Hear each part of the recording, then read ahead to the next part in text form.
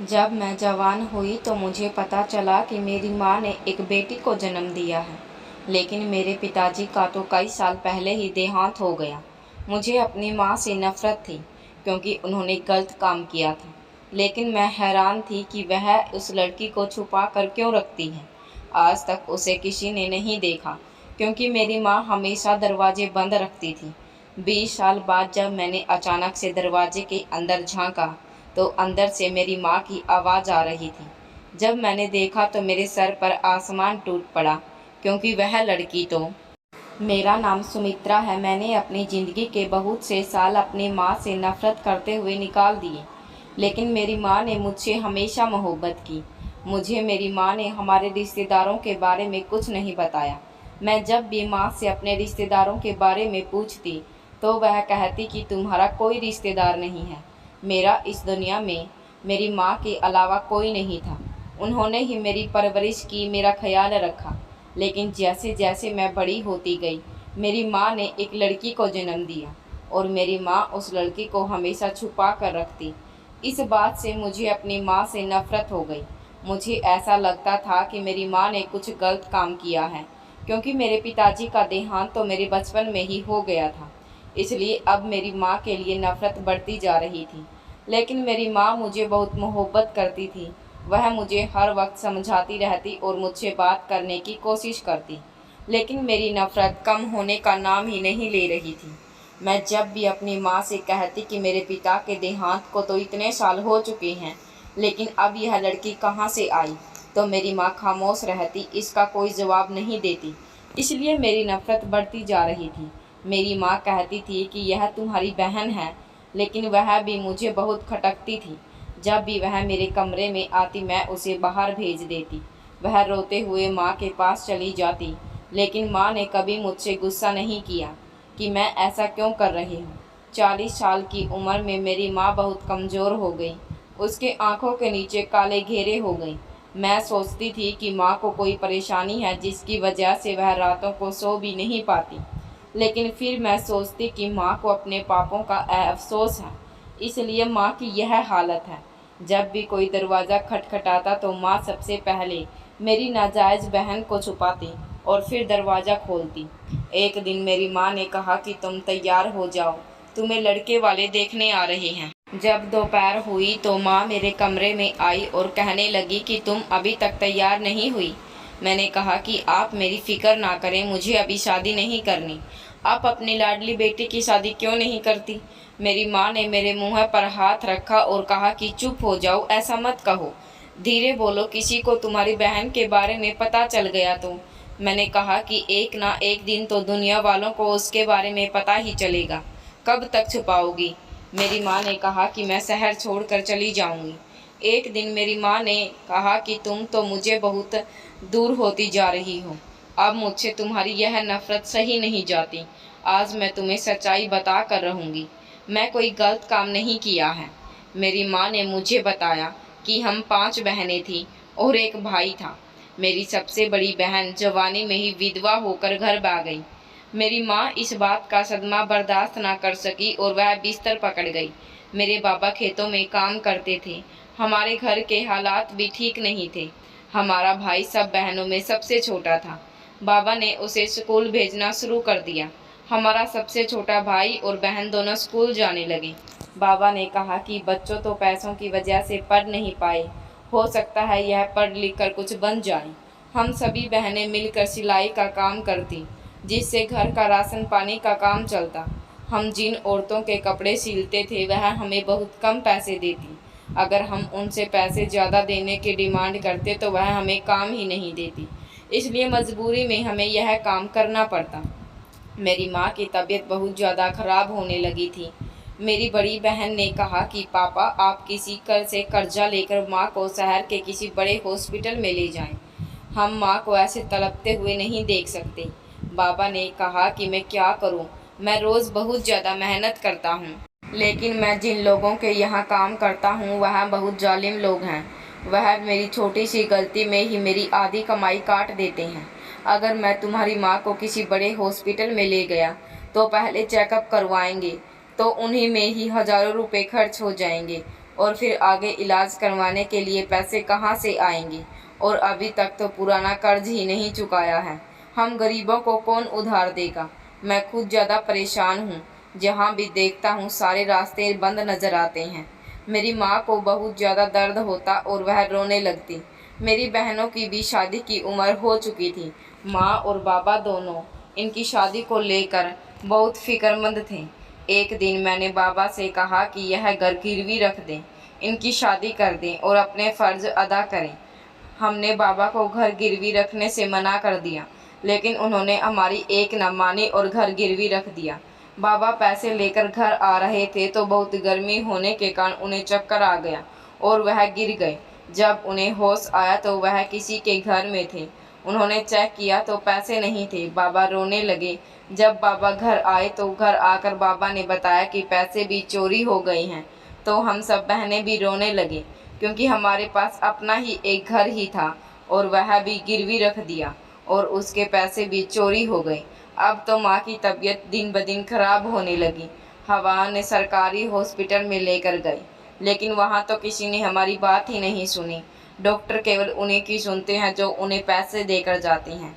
मेरे छोटे बहन भाई भी रो रहे थे, क्योंकि वह सुबह से भूखे थे। पैसे बाबा भी रोते हुए बाहर निकल गए और कुछ देर बाद मैंने देखा कि बाबा बाहर भीख मांग रहे थे। यह देखकर मुझे बहुत दुख हुआ। मेरी बहन कहने लगी कि मेरी दोस्त ने मुझसे वादा किया है कि वह मुझे काम दिलाएगी। उसके भाई ने बहुत सारी लड़कियों को काम दिलवाया है। उसने मुझसे कहा है कि मैं बहुत ज़्यादा खूबसूरत हूँ, इसलिए मैं मॉडलिंग कर सकती हूँ। फिर मैं टीवी में आऊँगी और यहाँ से दूसरे शहर में भी मॉडलिंग करूँगी। दीदी ने मेरी बात सुनी तो मुझे कहा कि बस करो, अभी तुम इतनी छोटी हो, यह तुम कैसी बातें कर रही हो? हमें भूखा मरना मंजूर है, लेकिन तुम ऐसा कोई गलत काम नहीं करोगी। मैंने सुना है कि जो लोग यह काम करते हैं उनका अंजाम बहुत बुरा होता है और कोई भी किसी भी गरीब लड़की की बिना किसी मतलब के मदद नहीं करता। बहुत कुछ उसे बर्दाश्त करना पड़ता है। वह इतना आसान नहीं होता जितना तुम सोच रही हो। मेरी छोटी बहन ने कहा कि मैं यह सब अब और बर्दाश्त नहीं कर सकती, चाहे मेरे साथ जो कुछ भी हो जाए, लेकिन मैं तुम लोगों को इस हाल में नहीं देख सकती। वह सामने देख रही हो, हमारे बाबा कितने लाचार हो गए हैं। वह हाथ फैला रहे हैं सिर्फ 2 रोटियों के लिए, ताकि हम कुछ खा सकें और माँ का इलाज हो सके। भीख मांगने से अच्छा है कि मैं अपने घर वालों की खातिर अपनी ज़िंदगी बर्बाद कर दूँ। मैंने अपनी छोटी बहन को बहुत समझाया, लेकिन बहन ने कहा कि ऐसे हाथ पर हाथ रख कर बैठने से कुछ नहीं होता। ऐसे में तो हम सारे बहनें ही कवारी तड़प तड़प कर यहीं मर जाएंगी और हमारा भाई बड़ा होकर खुद शादी करके सेटल हो जाएगा और बहनों की तरफ देखेगा भी नहीं कि उसकी बहनों ने उसके लिए क्या कुछ नहीं किया। मर्द बहुत होशियार होते हैं। अगर बाबा ने सोचा होता तो अपने हालात के बारे में, तो वह इतनी संतान पैदा नहीं करवाते। तभी डॉक्टर वहां आया और डॉक्टर ने कहा कि अभी 25,000 जमा करवा दें, नहीं तो आपकी माँ की जान को भी खतरा है। इतने पैसे का सुनकर बाबा ने अपना हाथ सीने पर रख दिया और वहीं बैठ गए। थोड़ी देर बाद बाबा कहने लगे कि चलो घर और तुम्हारी माँ को यहीं छोड़ देते हैं। जब वह मर जाएगी तो यह लोग उसे वहाँ पहुँचा देंगे। अगर हम यहाँ रुके और उन्हें घर ले जाने लगे तो यह लोग हमसे 2 दिन का और बिल भरवा लेंगे। इतने में मैंने देखा कि मेरी छोटी बहन भी वहाँ पर नहीं थी। जब मैंने भाई से पूछा कि वह कहाँ गई है तो उसने कहा कि वह कहकर गई है कि बाबा को कहीं मत जाने देना, मैं अभी आती हूँ। वह शाम को घर आई। उसके चेहरे का रंग उड़ा हुआ था। वह बहुत परेशान दिख रही थी।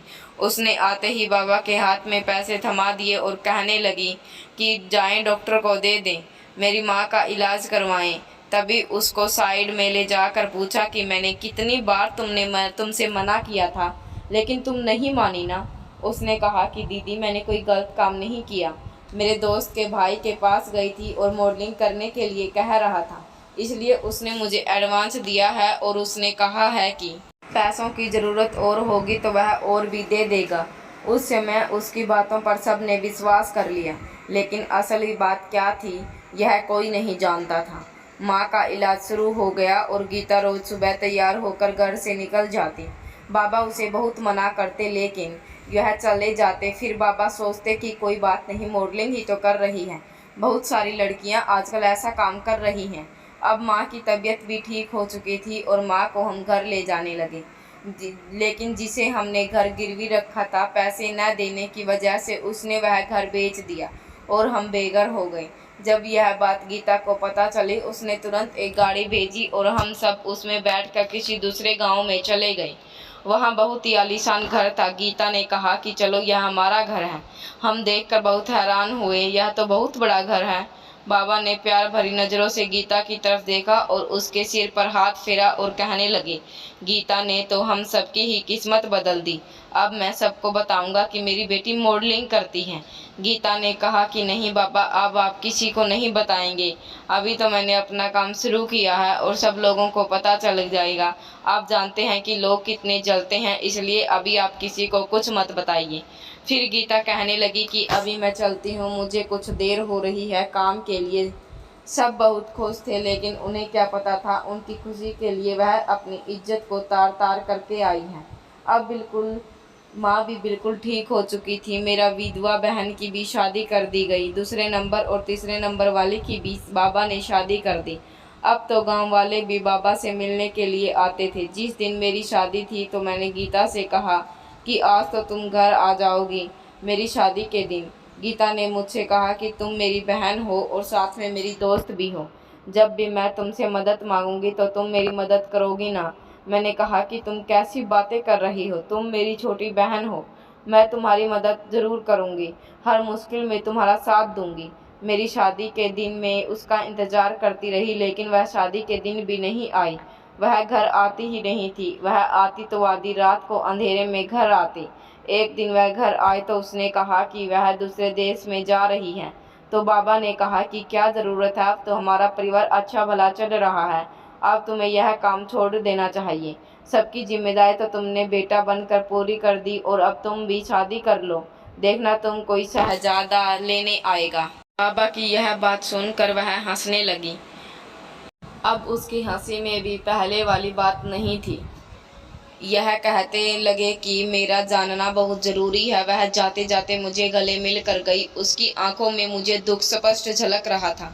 मैंने उससे कहा कि तुमने हमारी ज़िंदगी के लिए अपने इतने साल बर्बाद कर दिए, अब तुम इस दलदल से बाहर निकल आओ। गीता ने सब बहनों के अकाउंट खुलवा रखे थे और वह हर महीने उनके खाते में थोड़े थोड़े पैसे डालती रहती, जिससे उनके ससुराल वाले भी उनकी बहुत इज्जत करते। मैंने अपनी बेटी की पसंद की शादी की थी। मेरा पति एक छोटी सी कंपनी में नौकरी करता था। मेरे पति ने दहेज में भी कुछ नहीं लिया। उनके पति मेरे पति की इज्जत नहीं करते। गीता ने पूछा कि मैं पैसों की ज़रूरत नहीं है तुम्हें। मैंने गीता से कहा कि मुझे पैसों की ज़रूरत नहीं है, मुझे उस बहन की ज़रूरत है जो छोटी छोटी बातों पर खुलकर हंसती थी। अब तो तुम्हें हंसते हुए देखे ज़माना हो गया है। इसके बाद गीता वहाँ से चली गई और बाबा को जाते जाते एटीएम कार्ड दे गई, ताकि उनको कभी भी पैसों की ज़रूरत पड़े तो वह निकाल लें। बहुत साल बीत चुके थे, लेकिन अब गीता का कोई पता नहीं था। मुझे बहुत चिंता होती थी। मेरे घर में बेटी पैदा हुई तो मैंने उसका नाम सुमित्रा रखा। कुछ सालों बाद मेरी माँ का देहांत हो गया और वह अपनी बेटी गीता का इंतज़ार करती रह गई। किसी को कुछ नहीं पता था कि वह काम कहाँ और क्या करती है। एक दिन उसके एक्सीडेंट की खबर आई और कहने लगे कि वह मर चुकी है, लेकिन मेरा मन यह मानने को तैयार नहीं था। 6 साल के बाद मेरे पति की भी मौत हो गई। शायद मेरे नसीब में खुशियाँ बहुत कम ही लिखी थी। महीने गुजरते गुजरते कब 20 साल गुजर गए पता ही नहीं चला। एक दिन गीता का मेरे पास फ़ोन आया। मैं यह सुनकर बहुत खुश हुई। उसने मुझे मिलने के लिए बुलाया। मैं भागी भागी उससे मिलने चली गई। वह हॉस्पिटल में थी। जब मैं वहां गई तो मैंने देखा कि उससे एक बेटी पैदा हुई है। मैंने उससे कहा कि तुमने शादी भी कर ली और मुझे बताया भी नहीं, और लोग तुम्हारे बारे में क्या कह रहे थे, तुम तो मर चुकी थी। वह अपने हाथों को देखने लगी और कहने लगी कि दीदी, मैंने यह रास्ता खुद ने अपनी मर्जी से चुना है, क्योंकि उसे दिल में अपनी माँ को इस हालत में नहीं देख सकी और ना ही अपनी बहनों को भूखा मरते देख सकती थी। इसलिए मैंने अपनी ज़िंदगी की कुर्बानी दे दी। उस दिन जब मैं अपनी दोस्त के भाई के पास गई तो उसने कहा कि मॉडलिंग के लिए तुम्हें पहले अपनी एक्टिंग दिखानी पड़ेगी। मुझे हॉस्पिटल पैसे लेकर जल्दी जाना था, इसलिए मैंने पूछा नहीं कि क्या करना है। तो उसने कहा कि तुम्हें पहले एक साथ मेरे रात गुजारनी होगी। मैंने मजबूरी में हाँ कर दी ताकि माँ का इलाज हो सके। फिर उसके बाद वह काम हर रोज़ होने लगा। जब उसका मन मुझसे भर गया तो उसने मुझे कोठे पर बेच दिया। सही कहती थी दीदी, कोई भी व्यक्ति बिना किसी लालच के किसी की मदद नहीं करता, खासकर गरीब लोगों की तो कोई मदद नहीं करता। और फिर मैं सब कुछ अकेली, मुझे पता था कि मैं अब इज्जत की ज़िंदगी नहीं गुजार सकती, इसलिए मैं अपनी बहनों को खुश देखती और खुश रहती। मैं भी सोचती कि मेरा भी एक छोटा सा परिवार होता जिसमें मेरा बच्चा और मेरा पति होता। फिर मुझे अपने काम की बात याद आती। अगर मैं काम छोड़ देते तो बहन भाइयों का और मेरे माँ बाप का पेट कैसे पलता। कोई भी मेरे घर वालों के बारे में कुछ नहीं जानता था। मैं किसी को अपने घर वालों के बारे में नहीं बताया। दिन ऐसे ही गुजरते गए। एक दिन कोठे पर एक लड़की आई जो मुझसे बहुत जलती थी। वह मेरी जगह हासिल करना चाहती थी। उसने अपनी जलन की आग में मेरा चेहरा जला दिया, जिसकी वजह से कोठे वालों ने मुझे वहां से निकाल दिया। जिसने मुझे कोठे पर लाकर बेचा था, उसकी बेटी भी एक दिन कोठे पर ही काम करने लगी, जिसकी वजह से वह आदमी पागल हो गया और उसे भी अपने किए की सज़ा मिल गई। शायद मैं उस दिन मर जाती, लेकिन एक आदमी ने मेरी जान बचा ली। जब मुझे होश आया तो मैंने उस आदमी को अपनी सारी सच्चाई बता दी। उस आदमी ने मुझसे कहा कि मैं तुमसे शादी करना चाहता हूँ। मैं शादी के लिए हाँ कर दी, क्योंकि उसने मुझे मेरी सच्चाई और मेरे जले हुए चेहरे के साथ अपनाया था। 2 साल के बाद डॉक्टर ने मुझे बताया कि मैं माँ बनने वाली हूँ, तो मैं डर गई। मुझे लगा कि कहीं कोठे वाले मेरी बेटी को भी ना ले जाएं। और यही हुआ। जब कोठे वालों को पता चला तो वह मेरी तलाश करने लगे। तब मैं अपने पति वहां से निकल गई, लेकिन 2 महीने पहले ही मेरे पति की मृत्यु हो गई। वह बहुत अच्छे इंसान थे और मेरा वही सहारा थे, और वह भी चले गए। कल को जब मेरी बेटी बड़ी होगी तो उसे अपनी माँ के बारे में पता चलेगा तो वह मुझसे बहुत नफरत करेगी। तो मैं यह बेटी तुम्हें सौंप रही हूँ। इसके बाद मेरी बहन गीता ने दम तोड़ दिया और वह वहीं मर गई। और फिर मैं इस बच्ची को घर ले आई। जब तुमने इस बच्चे के बारे में पूछा तो मैंने कह दिया कि मैंने इस बच्ची को जन्म दिया है, लेकिन जैसे ही तुम बड़ी होती गई तो मैं तुम्हारी नफरत बर्दाश्त नहीं कर सकी। मैं इस बच्ची को सबसे छुपा कर रखती थी, क्योंकि अपनी बहन की आखिरी निशानी को मैं खोना नहीं चाहती थी। और फिर मैंने भी अपनी माँ से अपने बर्ताव के बारे में माफ़ी मांगी। तो दोस्तों, ये थी हमारी आज की कहानी। कैसी लगी आपको हमारी आज की कहानी, कमेंट करके ज़रूर बताएं। वीडियो को लाइक कर दीजिए और चैनल को सब्सक्राइब करें।